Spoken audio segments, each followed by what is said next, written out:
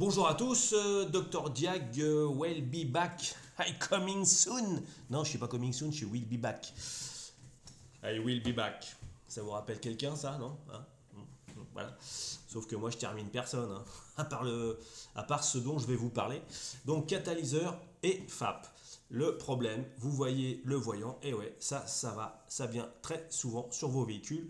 Petit côté technique, FAP et catalyseur sont souvent couplés ensemble. Il se peut que parfois, en fonction des contraintes des constructeurs, vous avez soit un FAP, soit un catalyseur, ou les deux. Voilà. Donc, ça c'est fait. Catalyseur, donc c'est une réaction chimique à l'intérieur d'une alvéole. Ce sont comme des nids d'abeilles, hein. Et il y a une réaction chimique qui se crée pour modifier des particules, hein, ok, chimiquement, et pour restituer des particules qui au final polluent moins. Voilà. Et nous avons notre FAP qui, lui, va traiter par un espèce de truc moelleux, un substrat, entre parenthèses. Donc, il va traiter les particules fines, d'accord, ok, pour les piéger. Voilà. Et après, grâce à notre fameux Deep Blue, hein, j'adore, qui va être injecté dans l'échappement, et ben, par réaction chimique, on va brûler ces particules qui ont été captées par le FAP. Voilà. Donc c'est la régénération qu'on appelle via notre fameux AdiBlue qui pose autant de problèmes aujourd'hui. Et je vais vous expliquer pourquoi. Voilà, donc on a fait un peu le tour. Donc catalyseur, FAP, un avec réaction chimique, l'autre avec piégeage des particules, et une fois qu'on les a piégées, on les brûle. Voilà, ça c'est dans le FAP. Ok, FAP catalyseur. Voilà. Donc, bah,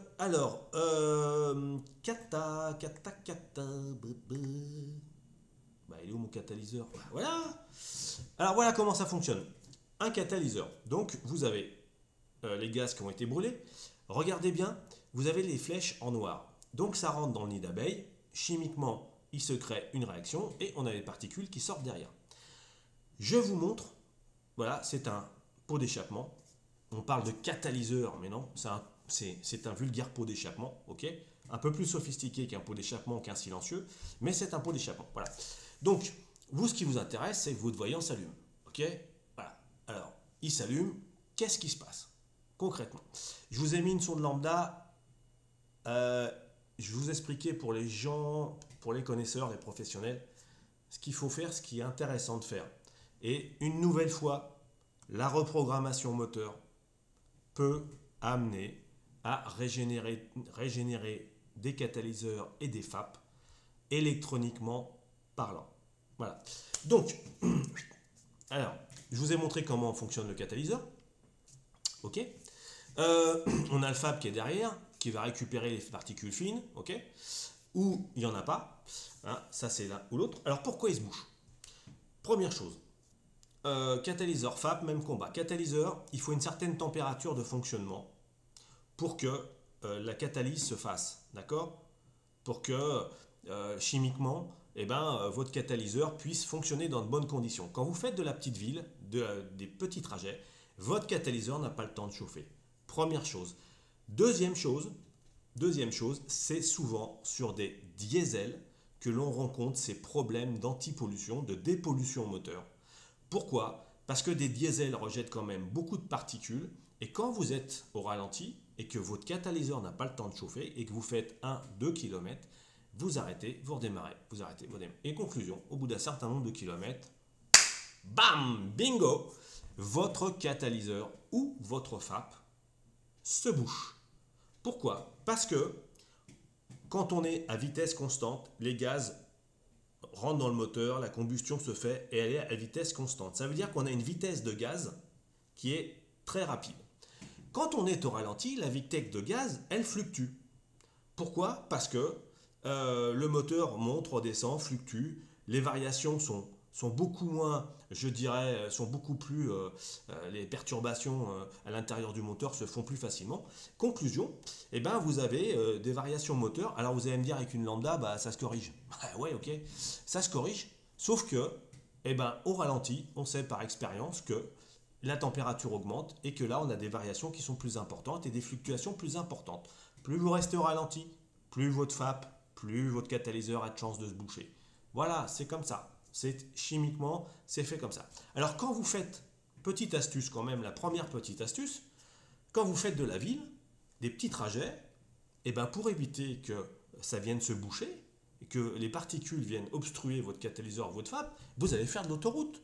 Et ce qu'on parle de régénération du catalyseur ou du FAP, c'est de tourner pendant 20-30 minutes, allez 20 minutes, entre 3 et 4 000 tours. Ça veut dire quoi? Entre 3 et 4 000 tours, on a des températures de combustion qui sont relativement élevées. Ce qui fait que bah, ça décolle la pulpe, hein, comme l'orangina. D'accord? Et donc les particules de carbone, eh ben, elles se décollent. Et elles viennent s'échapper à l'arrière. Donc il faut des températures élevées pour décoller la pulpe, les particules. Voilà. Donc si vous avez des températures basses, donc ralenties, vous décollez absolument rien. Voilà. Donc première chose, anticipez, anticipez, anticipez. Quand vous faites de la ville, faites de l'autoroute. Obligatoire. Sinon, à un moment donné, votre filtre ou votre FAP va se boucher. Donc ça, il faut l'anticiper tout le temps. Vous allez me dire, bah, c'est chiant. Bah ouais. Mais si vous ne voulez pas payer un FAP ou un catalyseur entre 1000 et 2000 euros, ça, il faut le faire. Et ça va permettre à votre véhicule de fonctionner dans de bonnes conditions. Alors, il n'y a pas que le FAP et le catalyseur, hein. Il y a d'autres éléments mécaniques et électroniques qui permettent de travailler à des régimes plus élevés. Si vous restez toujours au même régime, avec des régimes de gaz identiques, à un moment donné, indéniablement, ça se bouge. Bon, voilà, on a fait un petit tour rapide. Ok. Donc, sonde lambda, je montrerai aux professionnels pourquoi. Alors oui, première chose. Donc, catalyseur FAP qui se bouge. Changement du FAP, changement du catalyseur. Ok. Soit vous allez chez votre garagiste le change. Par contre, bah, évidemment, il y a un coût. Ok. Et puis vous ne savez pas si effectivement votre catalyseur a été bouché ou non. Eh oui. Alors il y a des garagistes qui sont très consciencieux et qui sont très, je dis entre parenthèses, voilà, qui ont à cœur de faire bien les choses, et puis d'autres qui ne l'ont pas. Et ben c'est comme dans la société de tous les jours. Il y a des gens qui ont à cœur de faire bien les choses et d'autres qui ne le font pas. Donc quand vous allez chez le garagiste et que vous avez un témoin qui s'allume, et ben des fois la difficulté, et je l'ai eu sur des commentaires, c'est qu'on ne sait pas si c'était bien un catalyseur et un FAP qui étaient bouchés. Et là, on a une facture qui monte excessivement vite. Voilà. Et là, on est toujours piégé. La plupart des gens sont piégés parce qu'ils ne savent pas. Ok? C'est très compliqué. Bon. Donc, pour éviter ça, c'est ce que je vous ai dit avant. D'accord? Faites-le. Hein. Et pour savoir bah, si c'est vraiment un catalyseur ou une lambda, si votre garagiste est consciencieux, il passe à la valise votre système OBD. Le système OBD va aller voir le code défaut et le code défaut doit apparaître. Donc si vous voulez vraiment être sûr, bah, vous demandez à votre garagiste de vous montrer le code OBD qui correspond au catalyseur ou au FAP encrassé, et donc il y a un code spécifique pour chaque panne moteur. Voilà, donc ça déjà, il faut qu'il vous le montre. Ok. Si vous voulez le faire par vous-même, pas de souci. Si vous voulez le décrasser, donc comme je vous ai dit, alors décrassage d'un FAP, vous allez sur l'autoroute, 3-4 000 tours, 15 minutes, et vous augmentez la température moteur pour qu'on ait vraiment une température, une chauffe importante pour décrasser. Voilà, ça c'est une deuxième chose. La troisième chose, vous pouvez le faire vous-même, vous le démontez. Alors, vous prenez, vous savez, on a pour nettoyer les fours, c'est du... Ah, j'ai plus en tête. Je vous l'ai fait dans la dernière vidéo sur la vanne EGR, le décapour. Voilà. Vous en mettez dedans pendant 2 ou 3 heures, vous le faites 2 ou 3 fois, et puis vous nettoyez. Ok. Et puis vous remettez. Alors FAP, oui.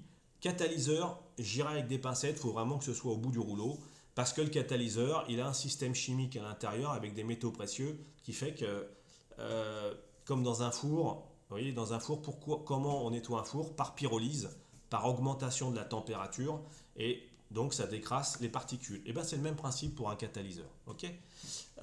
L'idée c'est de faire une petite pyrolyse rapide à des régimes élevés. Voilà. Donc bah, ça vous pouvez le faire, donc c'est la troisième, okay, la bombe. Et puis la quatrième, bah, vous allez acheter chez des spécialistes sur internet qui ont des très bons prix, vous ne passez pas par le garagiste, okay, et vous changez votre pot d'échappement, voilà, tout simplement. Ouais, c'est long, 9 minutes, bah ouais, mais il y a tellement de choses à dire là-dessus, il y a tellement de demandes que voilà, hein, c'est compliqué de faire ça en 2-3 minutes. Ok, donc, et il y en a une autre qui est très intéressante que j'aurais peut-être dû vous dire au début, c'est l'hydrogène.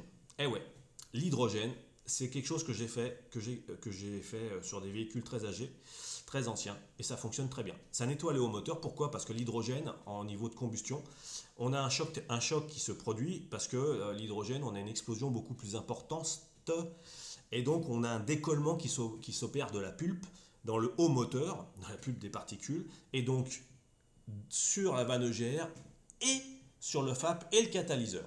Donc ça, décalaminage à l'hydrogène, moi je conseille entre 70 et 100 euros. Allez-y, ça vaut tous les produits qui sont sur le marché et que les sociétés commercialisent, qui valent quand même entre 50 et 100 euros aussi. Hein, il y a des nettoyants Fab qui valent 60 balles. Ça vaut, je dirais que ça vaut moyennement le coup. Après, vous avez aussi une autre. Alors, 4, 5, sixième chose, c'est des gens qui vous nettoient les FAP. Ouais, vous savez, les sociétés là, nouvellement créées, maintenant, on nettoie le FAP ou on nettoie le catalyseur. Nettoyer le catalyseur avec les métaux précieux à l'intérieur, je dirais avec des pincettes, parce qu'en général, quand votre système s'allume, c'est que vous avez déjà entièrement bouché votre catalyseur ou votre FAP, et que là, attention, je pense qu'il commence à être au bout du rouleau, votre véhicule à 200 000 km, ou 100, voilà, bon, c'est, voilà, et là, je suis moyennement confiant quand même sur une haute pression avec un lavage avec des solvants à l'intérieur. Allons-y mollo, proportionnellement au prix, je préfère un décalaminage à l'hydrogène, il n'y a pas photo. Voilà, donc c'était. Voilà, donc il y a des gens qui vont me dire ça marche pas, ça marche pas. Bah, j'ai testé, hein, ça fonctionne. Donc, ok. Donc voilà. Donc 6, 7. Bah 7, voilà, on a fait un peu le tour. Hein. On a fait un peu le tour. Donc, la chose. La D-Blue. Ah ouais, la D-Blue. Voilà, j'ai plein de trucs sur la D-Blue. Alors la D-Blue, bah ouais, c'est. On a un injecteur qui est dans l'échappement, qui vient injecter, alors soit dans l'échappement, soit directement en partie haute du moteur, qui vient injecter un mélange qui va provoquer une réaction chimique dans le FAP et qui va brûler les particules qui ont été stockées dans le FAP. Voilà, et souvent la D-Blue, la difficulté, c'est qu'on a des variations d'un seul coup importantes, que l'électronique les repère et qu'on a un voyant qui s'allume au tableau de bord. Voilà, et ça arrive très très très très très très très fréquemment. Mais ça arrive aussi très fréquemment parce qu'on fait aussi des petits trajets. C'est comme je le dis, et que on ne va pas assez sur autoroute. On ne dégrasse pas, les vitesses de gaz sont trop faibles, les fluctuations sont trop petites dans le moteur, trop basses, bas régime, non. Il faut aller à un moment donné sur les hauts régimes pour dégrasser les particules, les systèmes et puis les actionneurs, et puis pour qu'ils puissent fonctionner correctement à toutes les plages de régime. Et en ville, souvent, ils s'encrassent. Voilà. C'est la problématique du système anti-pollution. Et les normes européennes font que maintenant, on a des niveaux de particules très, très, très, très, très bas et des filtrations très basses. Alors, et donc, voilà, on arrive à des problématiques FAP catalyseur rapide. Alors, le problématique, souvent, sur le diesel, l'essence, beaucoup moins. Mais sur les diesels, voilà, ceux qui font de la ville, voilà, quand vous achetez un véhicule, hein, si vous faites de la ville, achetez un essence. Voilà, c'est beaucoup plus simple. Franchement, ça posera honnêtement moins de problèmes. Sauf que vous faites des redémarrages fréquents. Voilà, 13 minutes. Waouh. Voilà, j'espère que ce tuto vous sera utile, vous aidera et vous permettra de voir un peu les différentes propositions qu'on peut vous faire pour nettoyer un FAP et puis anticiper ce nettoyage par la route. Ah oui. Oh.